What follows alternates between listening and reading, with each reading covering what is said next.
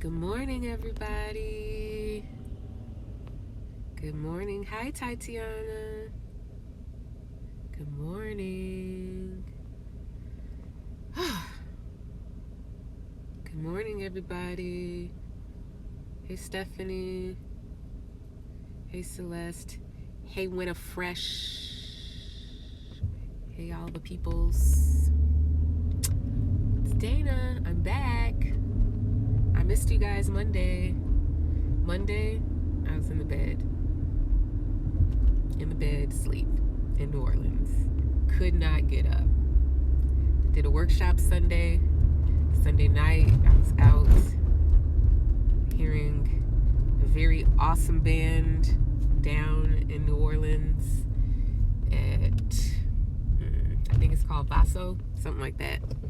Natalie Chris Band. If you are down in New Orleans, go to Frenchman Street, check out Natalie Chris Band. I'm gonna share their page if they have one on Instagram, because they were so good. Let me just tell y'all, that drummer was killing. Drummer was like fucking killing. So good. Oh man, it was just what my soul needed. Ugh. Who is this telling me what to do on my Instagram? Who is that? Jay Sharma, get a job. Don't be telling me what to do. I'm not new to this, bruh. I know how to multitask. Do you? Man, do you need to be blocked? Do you need to get turned off? Let me just get... I didn't mean to wave at you, David, but hey, I'm trying to block this person who's all up on my stuff. Get out of my situation. Like, why are you telling me what to do? You don't think I know to keep my eyes on the road? How old do you think I am? 16? Why do people always be coming on here trying to tell me what to do?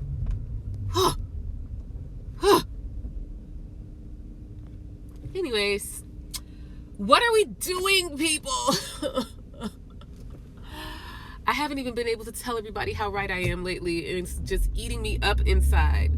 Like, it is like killing me because I haven't been able to boast, and I need reprise from my own ego. It's killing me because, right, it's too early for that. Like, what is wrong with people? Just get up in the morning trying to find somebody to tell what to do online. Like, go mind your damn business and get up out of my business.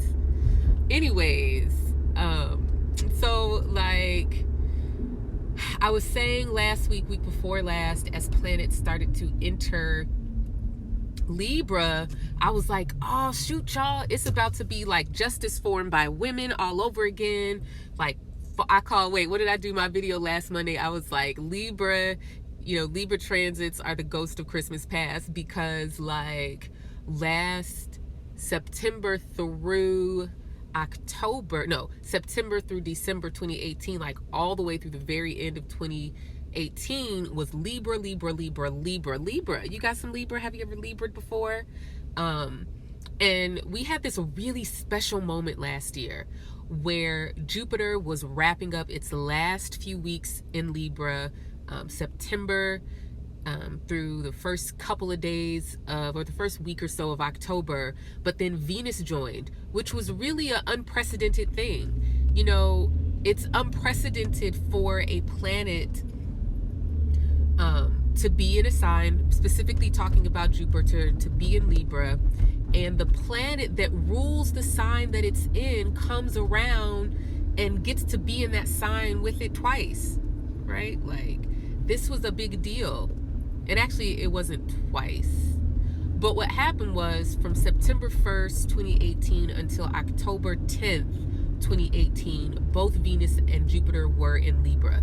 This was a really kind of rare thing to happen. And because it was at the end of that Jupiter in Libra transit, it really represented this important culminating moment of everything that Jupiter in Libra transit represented. We're going back to September 2017 when Jupiter first entered Libra, and it was pretty much like clockwork. As soon as Jupiter entered Libra, the Harvey Weinstein story broke. Matter of fact, I have a thread on Twitter where I was marking, I want to say Mercury's story with Jupiter, starting with Mercury's conjunction to Jupiter in Libra, I think in October of 2017. That whole conjunction, square, opposition, that was the Me Too movement, because it started with a New York Times story on Harvey Weinstein, and that really set some things off. So here we are back again. This is the first time we're having significant transits through Libra since the Venus and Jupiter both being in Libra from September 1st, 2018 until October 10th, 2018. The Venus retrograde. Venus stayed in Libra, y'all, from September 1st, 2018 until January 1st, 2019. That was 4 whole months of Venus in one sign because of the retrograde.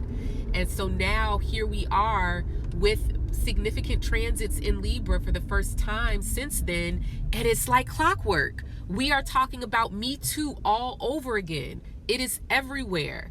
Women are stepping up. Nancy Pelosi is having a moment. Elizabeth Warren is having a moment.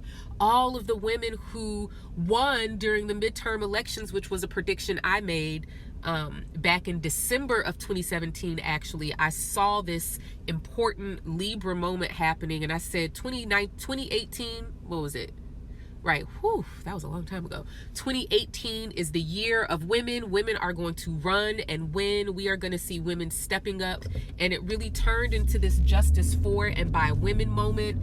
It turned into this moment where, during that brief period where Venus and Jupiter were both in Libra last fall, Dr. Christine Blasey Ford took the stand and made this really public Me Too moment, this very public Time's Up moment.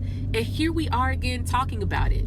We are having all of these stories. Wall Street is having a Me Too moment. Doctors, and the momentum that was created by that significant Jupiter transit is happening now. Many of my clients joined activist movements for the first time. They joined labor organizing movements in their professional field. They joined political organizing movements in their community. They connected with people who were running for public office and latched on to some people were running for public office, women, for the first time. And so now that we're back around, one of the things that I shared on Twitter last week was that Libra is permanently changed. Okay, I want you to understand that from last year now forward, the terrain has been changed. That when we're talking about Libra and Venus, we're talking about justice formed by women. It's a precedent that has been set, meaning that on some level, we're never going to go back to this time where women are being taken advantage of in the workplace. Women are being sexually assaulted and raped. We're not going to go back to that moment when no one says anything, right? Men are forever shook, as they should be, because women speak up now. There has been a precedent set that this is not okay, that you will be held accountable. And even though we haven't perfected exacting justice in the form of policy and in the form of imprisonment, but look at it. During that whole time, Bill Cosby went to prison, right? R. Kelly is caught, and so much major portions of his trial are about to begin during these Libra transits, right? So what do we have coming up next? We have Mercury entering its retrograde shadow on October 11th.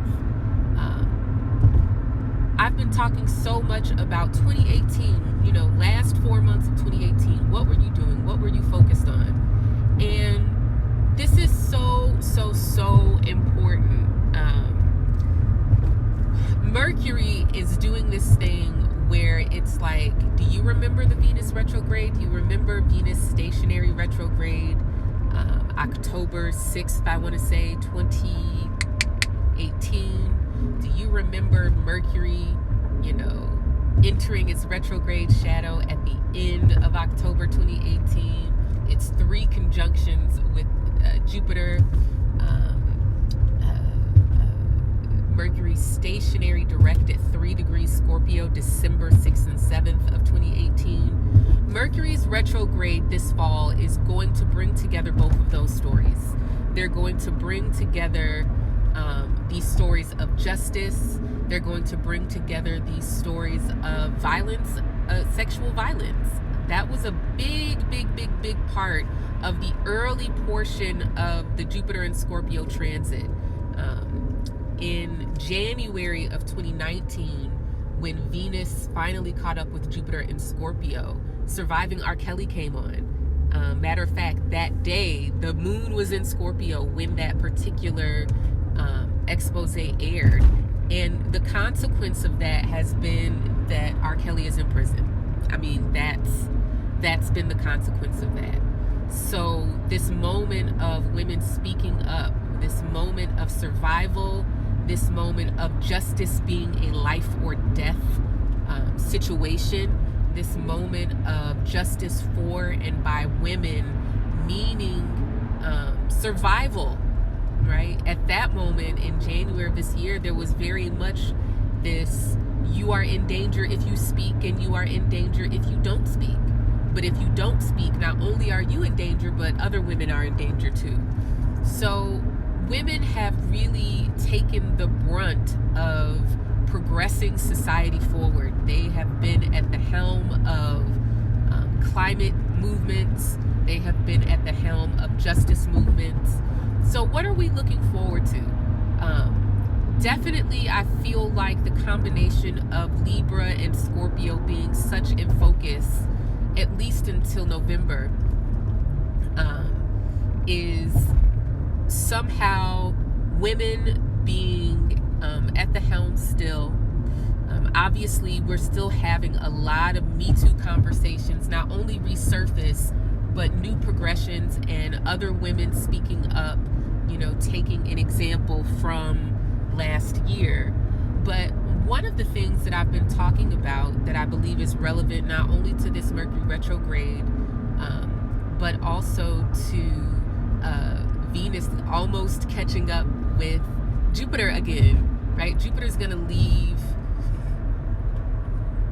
Wait a minute. They are going to catch up. No. Venus and Jupiter are going to be in Scorpio for maybe a couple weeks.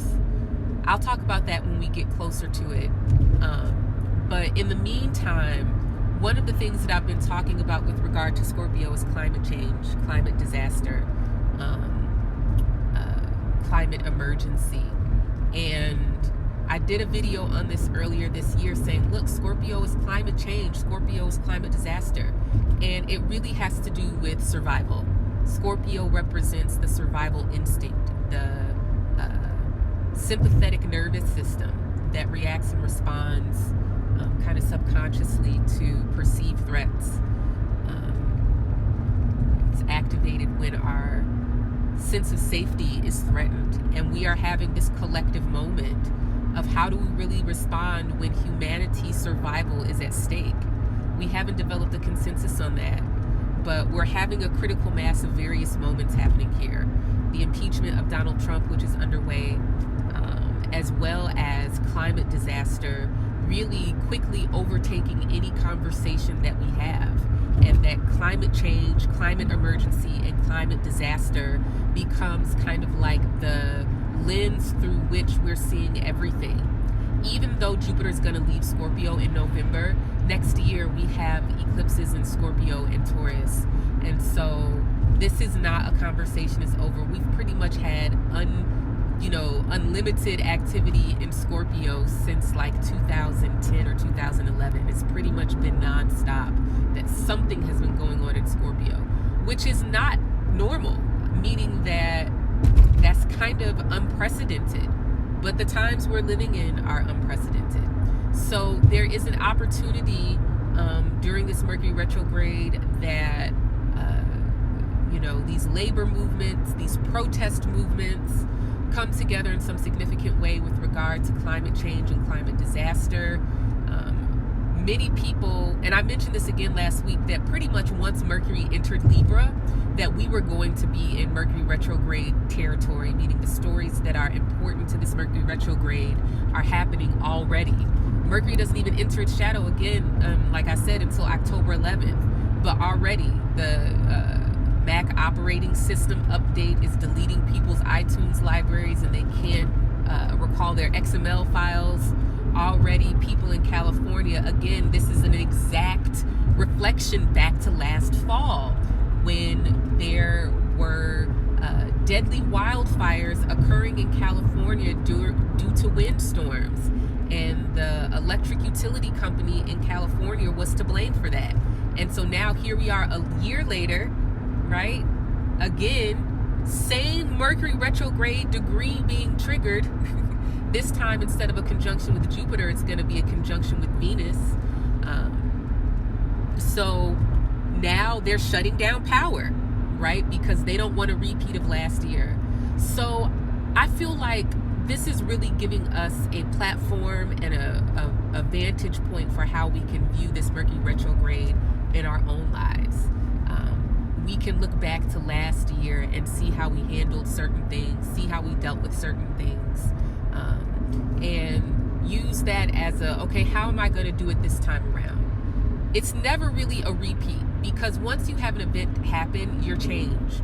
That part of your life has changed. Your perspective has changed.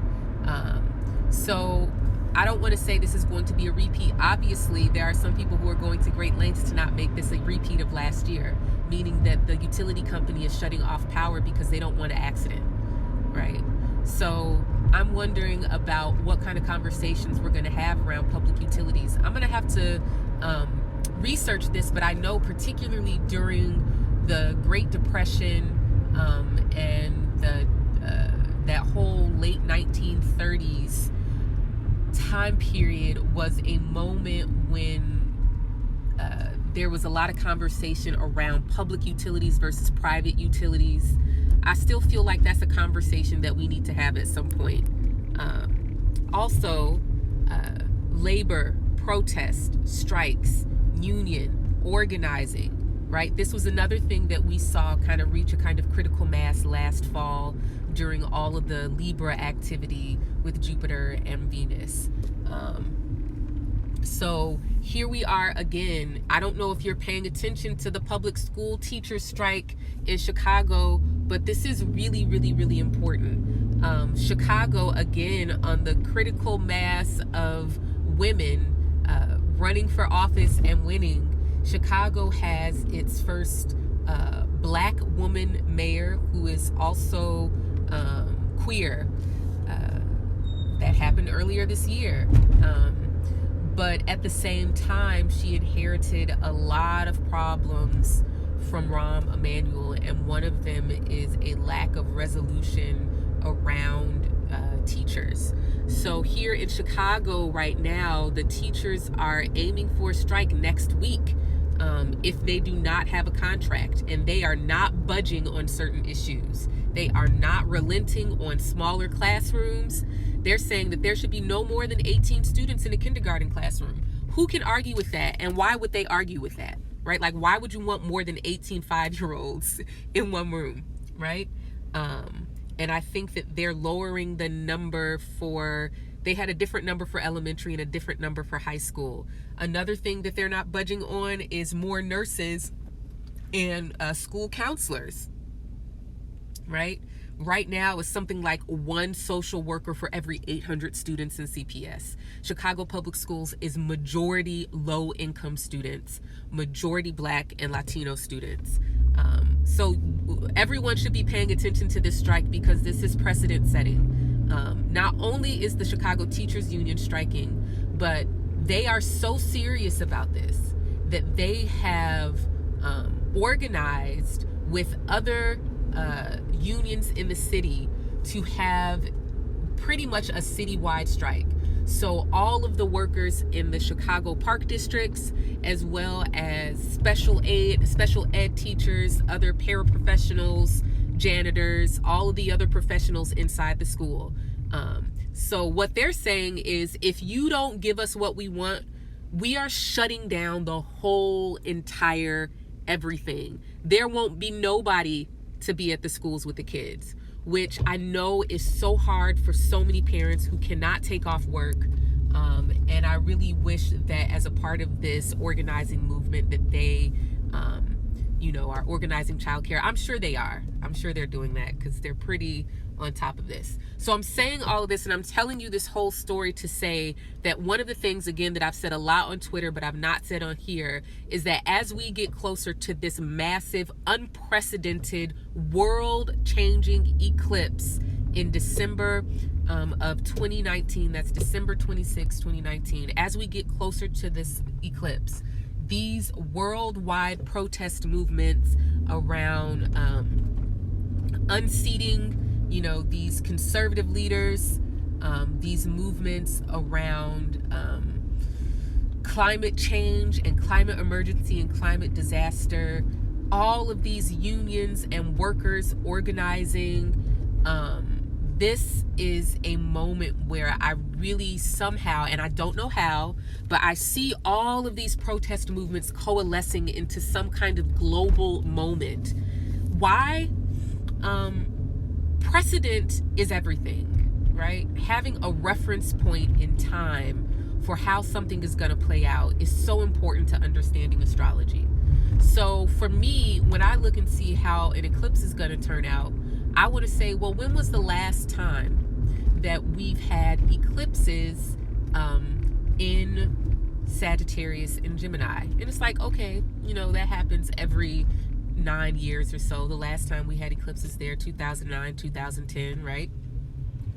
But then I want to know, okay, well, when was the last time we've had eclipses in Sagittarius and Gemini while Saturn was in Sagittarius? And it's like, okay, that gets really rare, right? Because the nodes have to be in Gemini and Sag at the same time that Saturn is in Sag. All right, so now we're getting like maybe once a century kind of thing going on, right? But then you want to say, okay, when was the last time we've had an eclipse in Sagittarius while not only Saturn was in Sagittarius, but Jupiter was in Sagittarius? We're talking about never. We're talking about never has there been in modern human history, has there been an eclipse, a total solar eclipse in Sagittarius while both Jupiter and Saturn were there. Jupiter, hold on one second, y'all, because I don't want my thing to go off. So just hold on. It's going to black out for Saturn is time. It is reality. Wherever Saturn is in your birth chart, wherever Saturn is in, hold on, let me park. Wherever Saturn is transiting in real time, Saturn is saying this is how far you can go, and this is how, and this is why. It's real simple. Saturn is just like, you can't be doing have everything.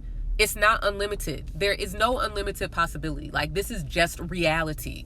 There is a limited amount of everything. Time, energy, money, resources, fucks to give, emotional bandwidth, limitations in your physical body and what you're actually capable of, limitations in your strength, limitation in what you can and cannot know, limitations that come in all forms.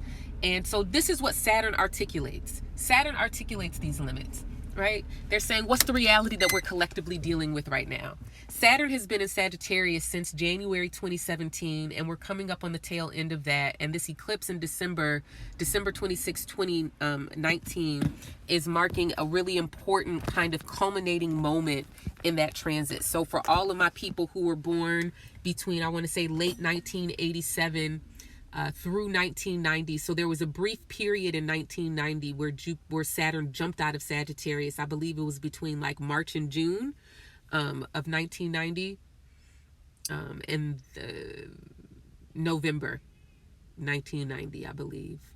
Saturn went into Capricorn to stay. So for all of you guys who've been having your Saturn return, that means that you're either 29, 30, or 31. This is a really important moment for you.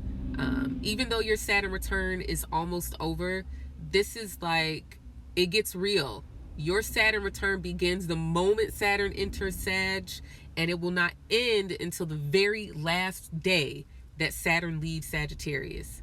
And so this idea of it almost being over is like, yeah, it's almost over, but this is a really big hurdle for you guys to get over. So all of that to say, the limits that are being defined, the walls and the ceilings, the reality that is articulated by Saturn and Sagittarius is intention and belief.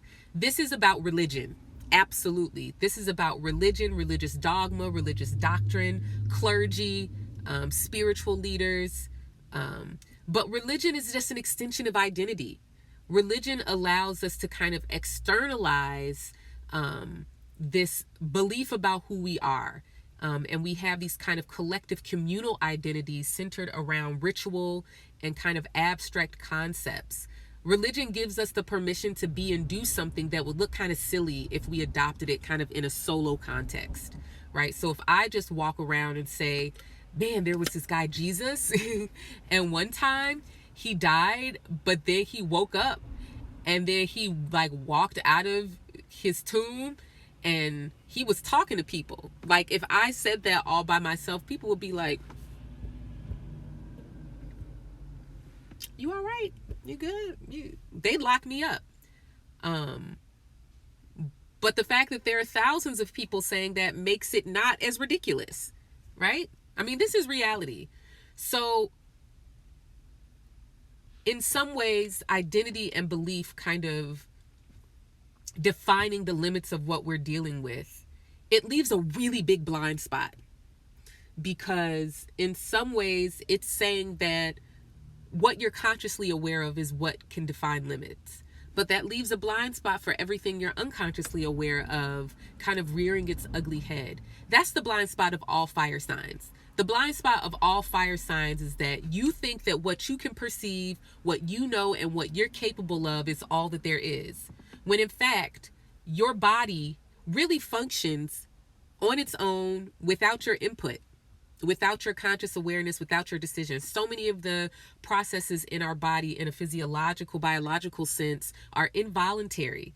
And the way that we respond to certain things on a physiological level are not things that we're consciously choosing.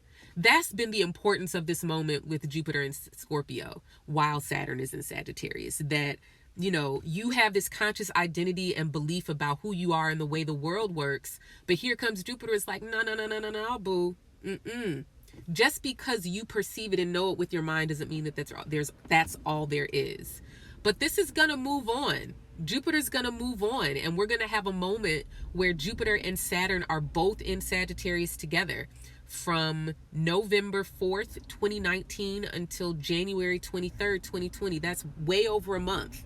So this moment where Jupiter and Saturn come together in Sagittarius culminates at this eclipse. Jupiter is conjunct the solar eclipse in December. That's like 10 degrees basically of Sagittarius. So there is an opportunity here for us to really say, what is it about my life, what I've been through, who I am, that I've believed? One of the questions that I've posed in my 2019 Sidereal Astrology Guide has been about, what are the important events and situations in my life that I have kind of absorbed as part of my personal myth, like my personal story about how I became who I am and why I am who I am. These are questions that you can really ask. I kind of call it your origin story, your personal myth, your personal doctrine. What are the events that you kind of harp on, that you kind of always reference back to as, this is why I am the way that I am. This is why I respond this way. This is why I see things this way. This is why I relate to people this way. This is why I have this job. This is why I live here. This is why my relationship with my mama is this way. All of these are stories. They're interpretations of events and circumstances that we have absorbed as part of our identity. This is what we're heading towards. Everything that happens between now and December is heading towards this moment, this collective conversation, which is an identity crisis, and this personal conversation about, like, who are you? And what events in your life have you always harkened back to? So for example, for me, this year has really been about, and this is coming from a Sag rising whose Jupiter and ascendant are at the degree of this eclipse. So for me, and anybody else who is Sag rising, something happening in your first house is all about you. Things that happen to you. It's not about your mama. It's not about your daddy. It's not about your boyfriend. Nothing. All of it is about you because your first house and your ascendant is you. So for me, this year has really been understanding how being not adopted, but being separated from my birth mother, right, at birth, like what is the impact that that's had on me, and how has there been evidence of that separation in my relationships, in my whole life, and everything that I've been through, but I did not identify it as such, right? So this can be true for you, that you have been telling a story about who you are. Hold on.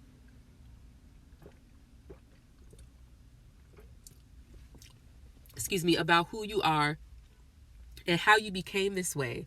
What your mama did, what your daddy did, how this person died, how you moved at this point, you broke your leg at this point. This is what you dealt with in high school. This is what you dealt with when you were 7. And all of these events become a story, right? But they're only relevant because they've had an emotional impact on us. There's been a lot of things that have happened that did not have that deep emotional impact on us, didn't change our brain, didn't change our perception of the world and ourselves. And so we kind of deem those things as irrelevant. But also what we deem as irrelevant has a lot to do with what's reinforced by reality and other people around us. So for example, for me, I've always framed things in terms of being adopted rather than framing things in terms of, oh, there's my cousin, y'all. Rather than framing things in terms of the separation. So I feel like that there's an opportunity for all of us at this moment, that we look around at our lives and see the difficulties that we have in relationships, with our job, with our mental and physical health, and we interpret these things in reference to one point, when in fact there is another way that we can be interpreting this. So this leads me to my last question I'll pose for y'all today. What story are you so invested in telling about who you are, right? What story are you so invested in telling about who you are that any evidence to the contrary you immediately dismiss, right? So I'm trying to think of a really good example of this. We might say things that we're not good at relationships. We might take on personality traits like, well, I'm just high strung, or we might identify ourselves in terms of a physical or mental illness. We might see failures in our career or our relationships and absorb that as part of our identity and the story that we tell about who we are. So this is what I'm challenging you guys to do. I'm challenging you guys to question your own assumptions, to question your own interpretation. That's really what Jupiter provides, is context. Jupiter says, this is how to see what is happening. Because Jupiter has been in Scorpio, it's very easy to make things very black and white and life or death. We create these impossible narratives where we narrow the possibility for ourselves. Sometimes this is necessary. Sometimes we need to call evil evil. Sometimes we need to call a threat, and we need to feel free to say, you're wrong, you're hurting me, you're violent, you're dangerous, this is wrong, it's not right. And we need that binary. But that often does not serve us when we are trying to become a certain person, or we're trying to get over certain trauma in our lives. Things are generally more nuanced than that. So that's my question for y'all today. What announcements do I have to make? I think Saturday or Sunday, I'm going to do my full moon tarot reading. The full moon is Saturday in Pisces. So this is this critical moment of the Virgo phase of mutable madness that kind of takes us back to February, takes us back to March and April of 2019.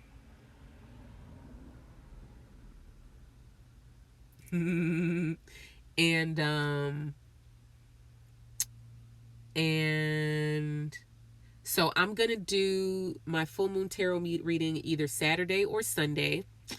And just like last time, I'm going to, hey twin, Just like last time, I am going to dual broadcast on Instagram and YouTube, and I'll pick one person from Instagram and one person from YouTube to draw some cards for before I do my actual full moon reading. Um, Other than that, I think that's all I have to say. My schedule kind of clears up next week, which is good. I owe people their recorded astrology and tarot readings. I did not forget about y'all. I just got back from out of town. So my goal was to get them all done once I got back, which probably next week I'll start sending those out. Hi, my name is in black. So if you reserved your pre-recorded astrology and tarot reading, I have to catch up on my calls this week. I have like 5 readings between today and Friday. That's a lot. And then next week I will be ready to start sending those out for you. Thank you for your patience. I'll likely be putting up the November pre-recorded readings the last week of October. So if you missed your opportunity for October, you can try again for November. And other than that, I might be tweaking the prices and times on my over the phone readings. So I'll make an announcement about that when I do that. You're welcome, y'all. And that's really all I have to say about that. Thanks for y'all tuning in. I'm gonna put this on YouTube. This will be up here until tomorrow when Instagram makes it go bye-bye. Y'all have a good Wednesday. It is not Monday, even though my brain wants it to be. Talk to y'all later.